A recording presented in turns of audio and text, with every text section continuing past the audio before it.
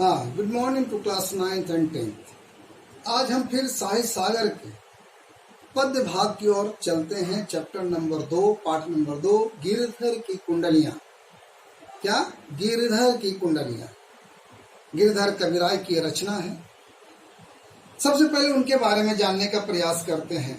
गिरधर कविराय के बारे में उनका जन्म कब हुआ, ये सही से कहीं भी नहीं वर्णन किया गया। शिव सिंह नामक ने उन्हें बताया कि 1770 में इनका जन्म हुआ था, लेकिन ये है सही कि नहीं कह नहीं सकते। हो सकता है सही भी हो, लेकिन इनकी प्रसिद्धि इनकी नीति की कुंडलियों द्वारा ही मिली। एक छोटा सा कहानी इनके बारे में बताना चाहूंगा। छोटा सा कहा जाता है किसी कारण बस एक बढ़ई से इनकी झगड़ा हो गई, मनमुटाव हो गया, अनबन हो गया। बढ़ई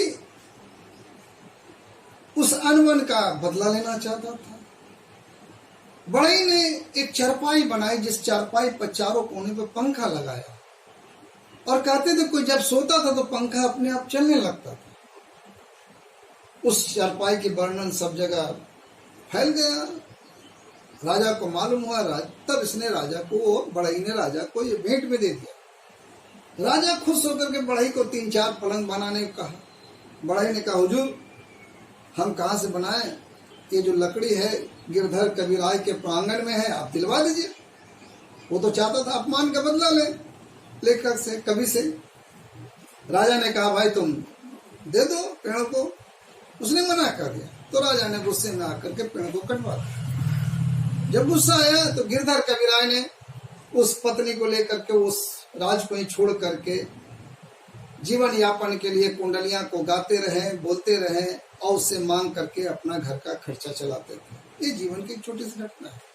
अब चलते हैं उनकी कुंडलियों के बारे में जो हम लोग पढ़ें। कहते हैं पहला वाला अनुच्छेद, लाठी में गुण बहुत है सदा रखिए संग, सदा राखिए संग। गहरी नदी नारी जहां तहां बचावे अंग, तहां बचावे अंग। झपटी कुत्ता कह मारे, दुश्मन दावागिरी हो तिन्हों को झारे। कह गिरधर कविराय सुनो हो धुर के बाठी, सब हथियार न छाड़ी हाथ में लीजिए लाठी। कवि यहाँ कहना चाहते हैं हर लोगों से कि हमेशा अपने पास एक लाठी रखें, एक डंडा रखें। अगर जा रहे हैं रास्ते में, मार्ग में गहरी नदी मिल गया या नाला मिल गया, तो उसकी गहराई को नापने के लिए लाठी बहुत बड़ी भूमिका निभाती है। और वही लाठी सहारा देता है जिसके सहारे हम नदी और नाले को पार कर देते हैं। अगर रास्ते में चल रहे हैं, कुत्ता पीछे पड़कर भौंकने लगे, तो ये लाठी से डराकर उसे भगाते हैं, अपनी जान बचाते हैं। अगर मार्ग में जाते हुए कोई दुश्मन हमला कर दे, कुछ नहीं है तो लाठी बहुत बड़े काम की चीज है, और दुश्मन को लाठी से भगा देते हैं। इसलिए कभी बार बार सबको कहते हैं सारे हथियार छोड़ दो, कुछ रखो या ना रखो, लेकिन सदैव हमेशा अपने पास लाठी रखो। अर्थात जहां सब हथियार काम नहीं आएंगे, वहां पर यह लाठी सुरक्षा करेगा, इससे कोई खतरा नहीं है। अब दूसरा अनुच्छेद चलते हैं। कमरी थोड़े दाम की बहुत आवे काम, खासा मलमल वापता उनको राखे मान। उनकर राखे मान, बंद जहां आड़े आवे, बपचा बांधे मूठ, राती को झरी बिछावे। का गिरधर कविराय मिलत है थोड़े दमरी, सब दिन राखे साथ बड़ी मर्यादा कमरी। अर्थात कभी कहना चाह रहा है कंबल थोड़े से रुपयों में आता है और बड़े काम की चीज है, बहुत बड़े काम की चीज है, और है ना।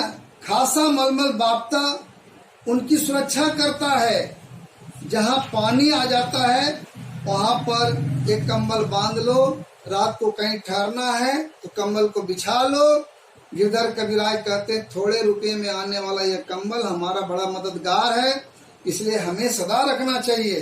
कहने का अर्थ फिर से एक बार कि ये किसी वस्तु के बांधने में भी काम आती है, मोटी गथरी भी बांधा जाता है, सिर पर पगड़ी के रूप में भी प्रयोग किया जाता है, और जहाँ मिला दिक्कत है वहां बिछाकर सो भी जा रहे हैं।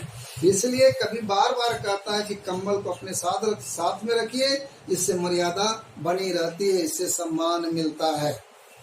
अनुच्छेद नंबर 3, गुण के गाहक सहस नरबिन गुण लाहे न कोई, जैसे कागा कोकिला सब सुने सब कोई, सब सुने सब कोई, कोकिला सबे सुहावन, सुहावन दो के एक रंग, काग सबे भय अपावन, कह गिरधर कविराय सुनो हो ठाकुर मन के, बिन गुण लहे न कोई, सहस नर गुण गाहक गुण के।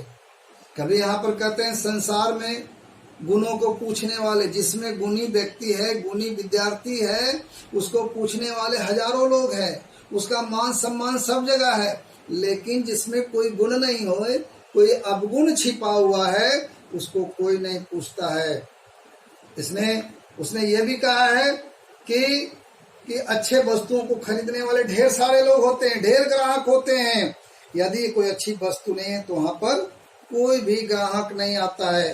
कभी फिर कहते हैं, तुलनात्मक करते हैं, कौवा और कोयल दोनों का रंग एक होता है, दोनों काले रंग में पाए जाते हैं, लेकिन कोयल अपनी मीठी वाणी के कारण, मीठी बोली के कारण सम्मानित होती है, और हम लोग भी कहते हैं देखो कोयल की कितनी मीठी आवाज है, लेकिन कौवा जब अपनी आवाज को निकालता है तो उसकी आवाज कर्कश होती है, कड़वे होती है, कानों को प्रिय नहीं होता है, और हम उसे अपने घरों के पास से उड़ा देते हैं।